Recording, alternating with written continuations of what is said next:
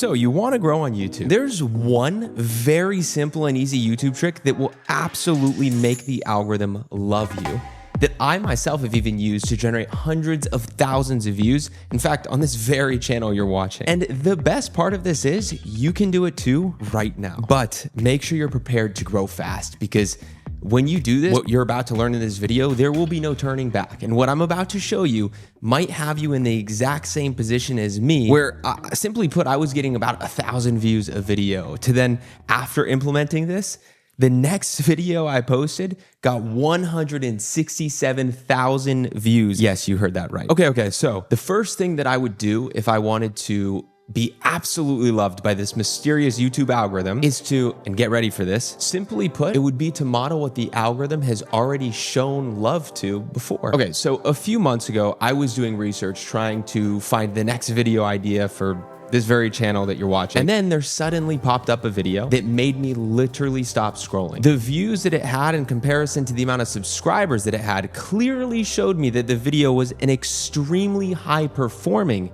video. And this video was called 6 Signs You're Going to Beat Depression, Keep Going. So because I saw that this was a clearly very high performing video, i.e. the algorithm loved this video, I decided to take the concept and to model it. And that resulted with me coming out with a video titled 6 Signs You're Going to Blow Up on YouTube, Keep Going. And this video right here is the one that I mentioned earlier that got 167,000 views. Oh, and it doesn't stop there, because this is the exact same process I used for this video right here that I came out with that got 409,000 views, or this video that I came out with that got 230,000 views, or even this video I came out with that got 294,000 views. The list honestly goes on and on. I don't say this to brag, I say this to show you that the strategy I used for these 3 videos and the one I'm going to be showing you today works. For your next video, do the same exact thing. And my best advice to you is to search for YouTube videos that have just performed really well in other niches or other topics,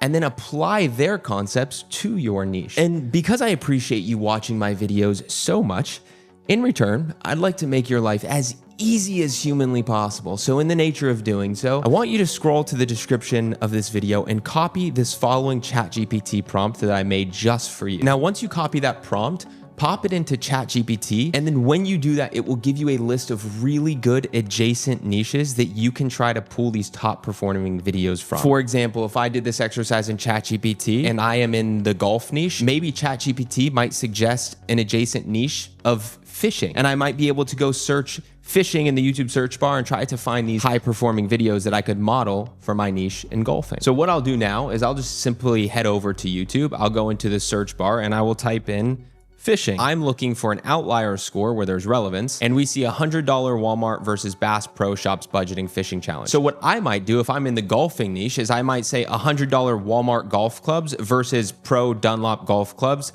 golfing challenge. Right there, I have an outlier that I could model from a different niche and bring it into my own niche. However, if you want this process to be way faster and way easier, and you don't want to be playing this game of YouTube on hard mode, you don't want to have to manually be searching for things in the YouTube search bar, you don't want to be trying to grow on YouTube with your hands tied behind your back, well then you need to be using my personal all-time favorite tool for helping me grow on YouTube predictably and quickly. And no, before you say anything, it's not a sponsored video. I just genuinely cannot praise this tool enough because it has helped me come up with so many good ideas. Now, this tool is called Velio. I'll put the link right below this video if you guys want to check it out afterwards. Okay, so as soon as you come into Velio, you're gonna see a few tabs on the left, and we're gonna ignore everything except track channels, because here what you can essentially do is you can create and train databases or folders on specific topics or niches on YouTube, and you can track and analyze all the videos within there. For example, if I went and clicked create new channel database, right here you'll see there's a bunch of pre-built templates, and if I clicked on health and fitness as an example for you to be able to understand how this database feature works, as soon as you clicked on this, you would then have access to the top channels on YouTube right now that operate within the health and fitness space,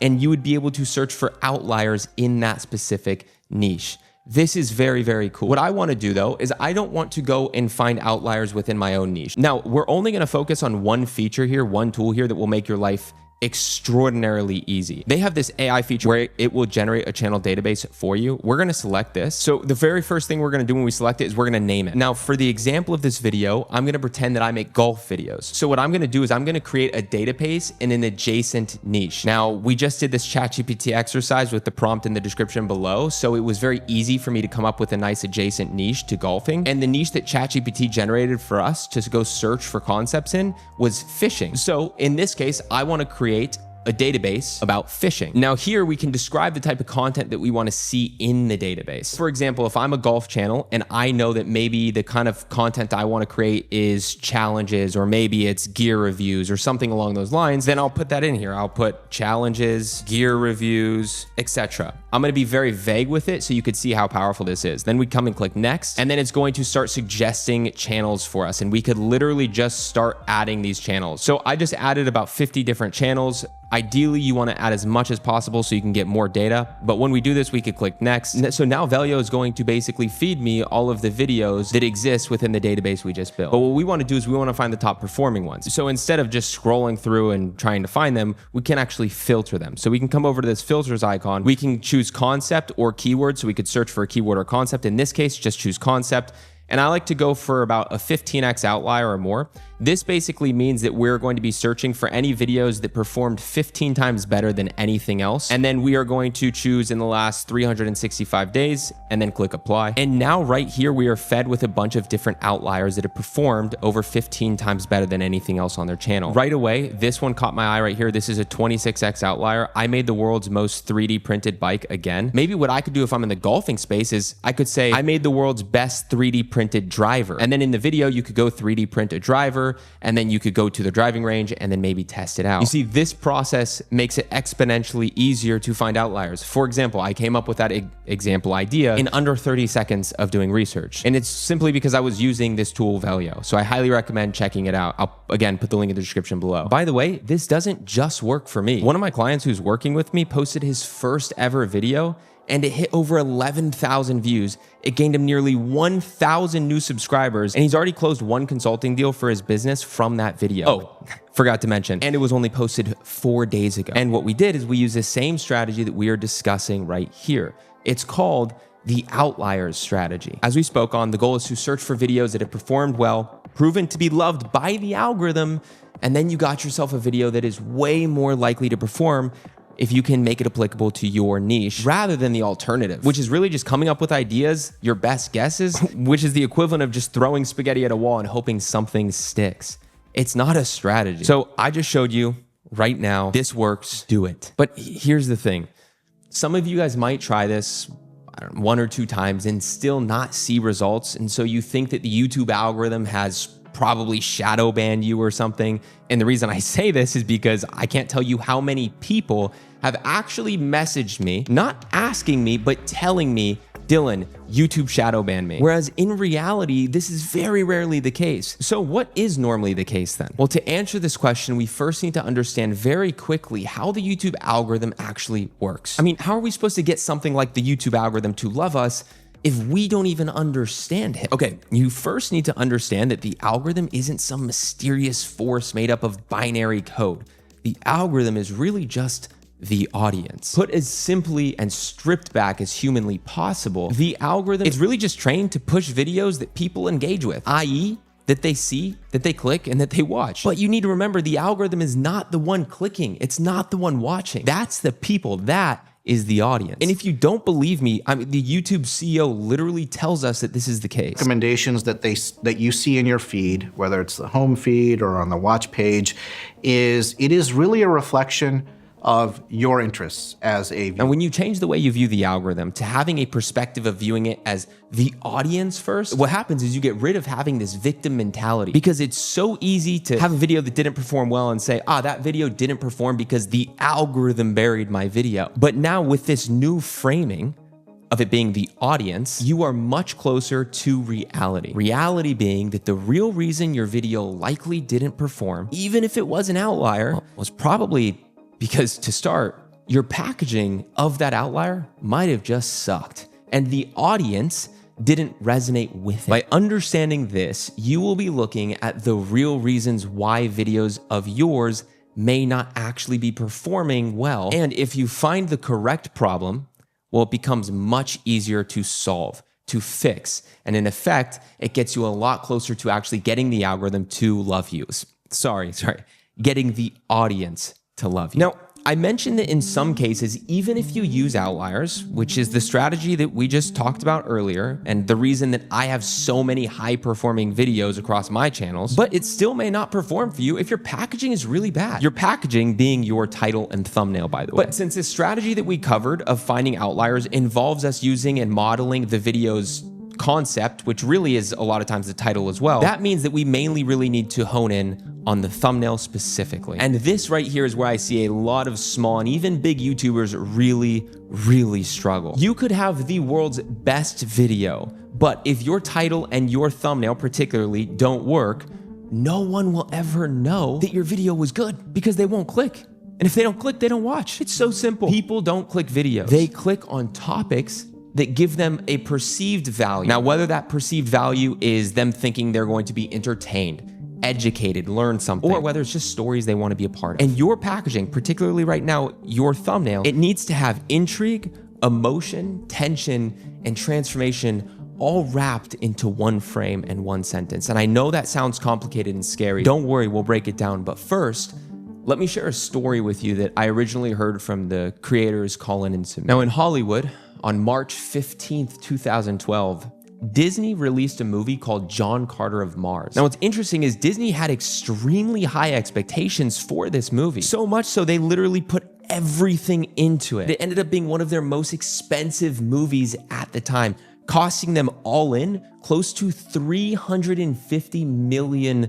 Now, everyone at Disney, in very high expectations, they released the film in theaters globally at midnight on March 15th. And as fate would have it, the movie surpassed everyone's expectations. Not. In reality, it ended up being one of Disney's biggest and worst flops at the time. But here's where things get really interesting about this whole story. If you've ever watched the movie John Carter, it's actually pretty good. Like, I personally liked it a lot. I was entertained. So, if the movie was good, then why was this such a historical failure for Disney? Well, the thing is, it actually had nothing to do with the movie itself. It had everything to do with the marketing of the movie, specifically with the packaging of the movie. See, the biggest problem they had was the posters and banners that they decided to go with and use for the film's marketing. To understand this on a deeper level, this movie was originally based on a series of very popular comic books called John Carter of Mars.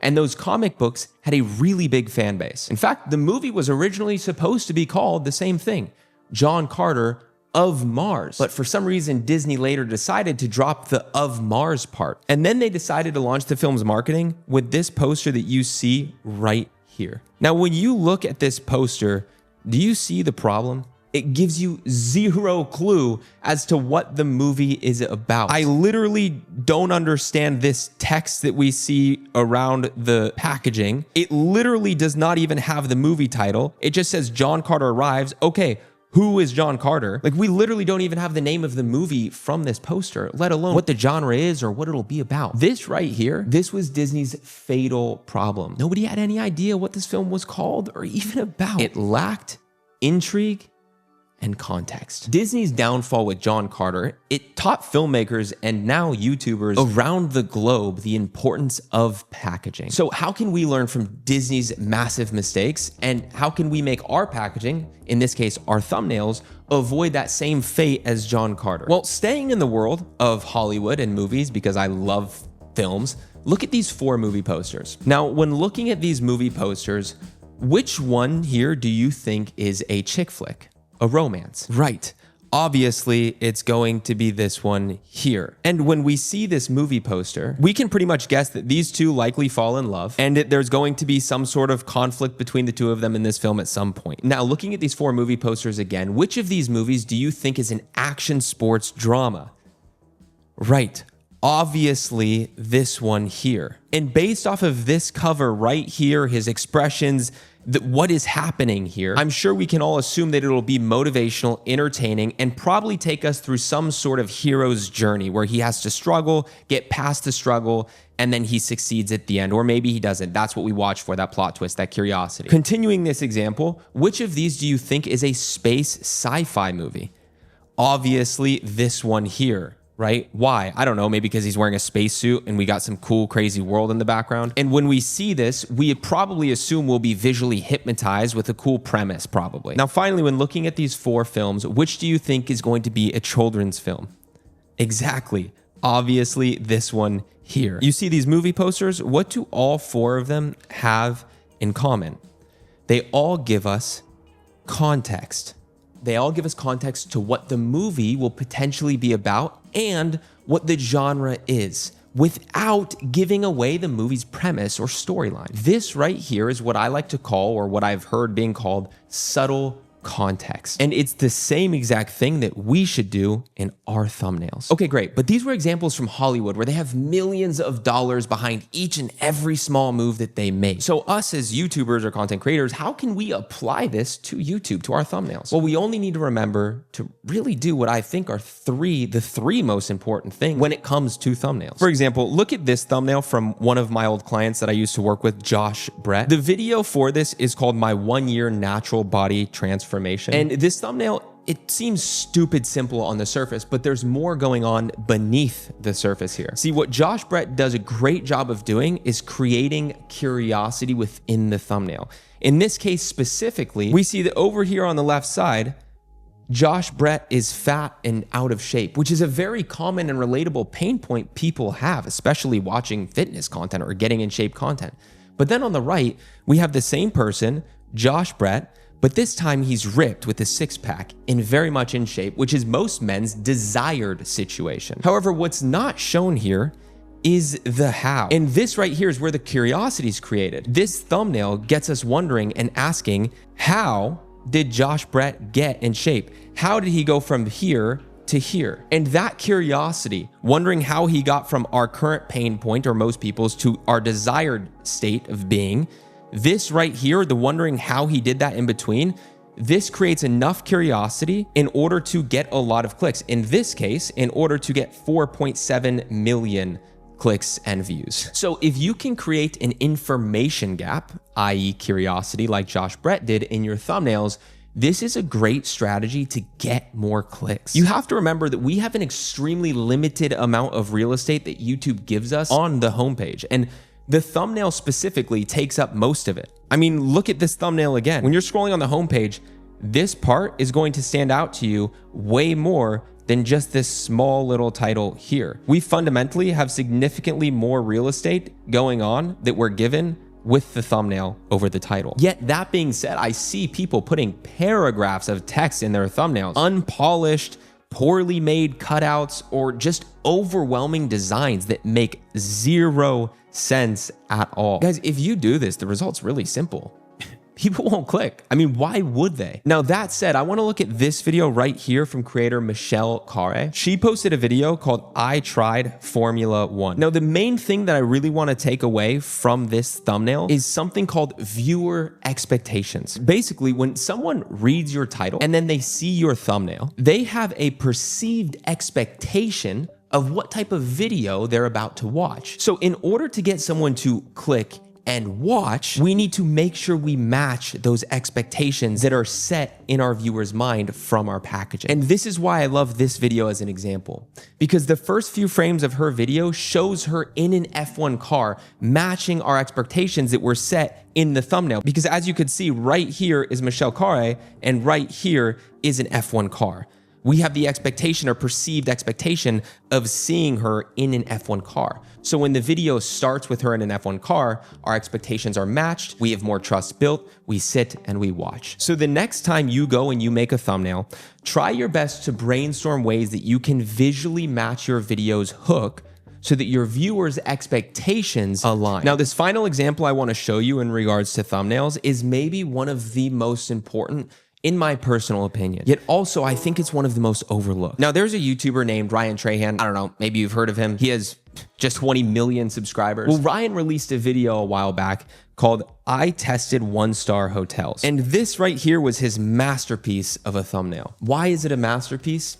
Well, because it seems like a pretty basic thumbnail, right? There's not much going on here, really on the surface. But look at it closely. Let's peel back the layers and break it down. See, this thumbnail first off has text right here that says, don't sleep in room 13. And then if we zoom out a little bit and look at the thumbnail again, we see, yep, you guessed it, he's in room 13. In addition to this, you have this very ominous looking figure back here. And we don't know who or what this figure is or what their intentions are, but clearly this looks like a pretty sketchy place. So we assume that it probably can't be anything good. Now, with this being said, I'm sure you've heard of the cult classic film Jaws. Stick with me. This will make sense. Well, look at the Jaws movie poster that they released as their market. Now notice here, we don't actually see a shark attacking anybody. The only thing that we see to be fact is this naive swimmer swimming in some deep water. And we do see a shark with his mouth open, but nothing else other than the fact that he is swimming towards that swimmer. You see, we pretty much know what's gonna happen, but we don't see it actually happening in the cover. Now there's something that we need to try to create in our own thumbnails that both Ryan Trahan's thumbnail conveyed and the Jaws movie poster conveyed in their packaging. We need to create what is called subtle tension. And we want to pair that subtle tension with context, because subtle bits of tension paired with context can create massive amounts of intrigue or curiosity and make it feel impossible for someone not to click on your thumbnail. And when you learn to craft scroll-stopping thumbnails paired with outlier ideas and their title concepts, then you'll see your views jump quite literally massive amounts overnight. It's not about clickbait, it's about making your value visible by, put simply, ethically exploiting human beings' psychological triggers. And if you can get even 80% there with these strategies that we just went over, especially using tools like Velio to help you find proven to work video ideas, i.e. outliers, understanding the algorithm enough to know it's actually the audience that you need to focus on, and try to nail on one of these, just one of these 3 different tricks or strategies within thumbnails, then you won't just please the algorithm, you'll build a channel that the algorithm can't ignore, because at the end of the day, the algorithm, it's just the audience. Now, that being said, everything I just told you in this video, well, it's completely useless if you're one of those people who just started and already feel like you're ready to quit YouTube. But if that's you, I made this video right here specifically for you to help you on your journey. So you can click right here to watch that video next. With that being said, thank you so much for watching, and I'll see you guys in the next one.